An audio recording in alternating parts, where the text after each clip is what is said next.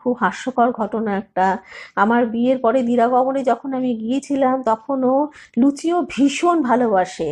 তো ওকে দেওয়া হয়েছে সাজিয়ে খাবার, তো ও ভুলেই গেছে, ও দু হাতে লুচি ছাড়িয়েছে, মানে উপরের লেয়ারটা যখন ছাড়াচ্ছে, ছাড়িয়ে নিয়ে আধা খাওয়া হয়ে গেছে, তখন ওর হঠাৎ করে মনে পড়েছে যে ও শ্বশুর বাড়িতে বসে খাচ্ছে। ও আমার দিকে তাকিয়ে নিয়ে হেসে ফেলেছে, আমিও হেসে ফেলেছি। আর আত্মীয় স্বজন যারা আছে তারাও দেখছে মন দিয়েছে, এত সুন্দর করে এত যত্ন করে লেয়ার বাই লেয়ার ছাড়িয়ে ছাড়িয়ে লুচি খাচ্ছে, এটা দেখার মতো জিনিস।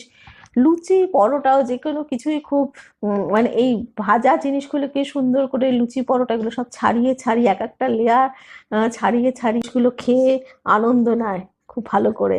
তো ওটাই আমি তোমাদেরকে আজকে শেয়ার করলাম, সেই দিরাগমনের দিনের কথাটা হঠাৎ করে আমার মনে পড়ে গেল ওর লুচি খাওয়া দেখে নিয়ে। তো চলো ব্রেকফাস্ট সেরে নিই, তারপরে